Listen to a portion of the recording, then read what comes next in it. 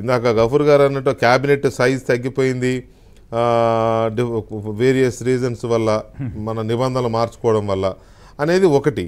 కాబట్టి కీలకమైన శాఖల కోసం, కీలకమైన రంగాల కోసం కొంతమందిని ఒక 5, 4, 10 మందిని పెట్టుకొని అడ్మినిస్ట్రేషన్ స్మూత్గా జరగడానికి ఉపయోగించుకోవచ్చు.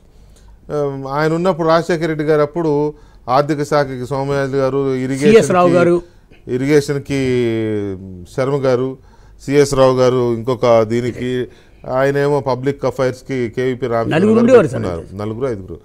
అట్లాగే చంద్రబాబు నాయుడు గారు ఉన్నప్పుడు జే చౌదరి గారు ఐటీ రంగానికి, పరకాల ప్రభాకర్ గారు ఏమో మీడియా అడ్వైజర్గా ఆయన ఉండడము. ఇట్లా నాకు గుర్తున్నది అదే చెప్తున్నా. 3, 4 కంటే ఎక్కువ లేరు, 3 నాకు గుర్తుంది. ఏమో ఉంటే ఉండొచ్చు 3, 4.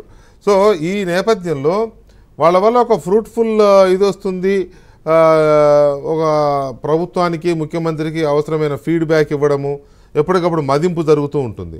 కానీ ఇంతమంది ఉండి వీళ్ళలో ఎవరో ఎవరికీ తెలియదు. నాకు తెలిసి ముఖ్యమంత్రి గారు కూడా, ముఖ్యమంత్రి గారిని వీళ్ళు ఒకసారి కూడా కలిశారో లేదో ఆ పదవిలో కూర్చున్నాక చాలామంది, most of the persons.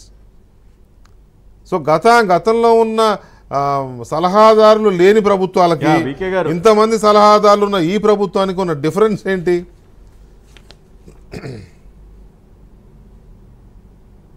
VK గారు మీరు అన్నట్టు గత ప్రభుత్వాల్లో వేళ్ల మీద లెక్క పెట్టే విధంగానే ఉండేవాళ్ళు సలహాదారులు, వెరీ ఫ్యూ. అది టీడీపీ హయాంలో అయినా అంతకుముందైనా కూడా ఇంత భారీ స్థాయిలో సెంచరీలు దాటిపోయేటట్టయితే ఎక్కడా కూడా సలహాదారులు లేరు. ఇవాళ జగన్ రెడ్డి ఏం చేస్తా ఉన్నాడు? ఒక రకమైనటువంటి రాజకీయ పునరావాసానికి ఈ సలహాదారు పదవిని ఉపయోగిస్తూ ఉన్నాడు. రెండోది, తనకు కావాల్సిన వాళ్ళకి దోచిపెట్టడానికి ఈ సలహాదారులను ఉపయోగిస్తూ ఉన్నాడు. మూడోది, వీళ్ళని సలహాదారులుగా తన సొంత మనుషులను కొంతమంది నియమించి, అంటే ప్రభుత్వంలో భాగస్వామిగా చేసి భారీ ఎత్తున అవినీతికి పాల్పడటానికి కూడా ఈ సలహాదారులు నియమిస్తూ ఉన్నాడు. నాలుగోది, వీళ్ళ ద్వారా కక్ష సాధింపు, అంటే వీళ్ళ ద్వారా తప్పుడు కేసులు పెట్టడానికి అవసరమైనటువంటివన్నీ సిద్ధం చేయటం, ఎవడెవడిని ఎక్కడిరికిచ్చాలి, ఏం చేయాలన్న పద్ధతిలో వ్యవహరించడానికి కూడా సలహాదారులు రకరకాలుగా ఈ విధంగా వాడుతూ ఉన్నాడు. ప్రొడక్టివిటీ, మీరు మంచి క్వశ్చన్ అడిగారు. అసలు వీళ్ళ వల్ల అసలు ఉపయోగం ఏంటి?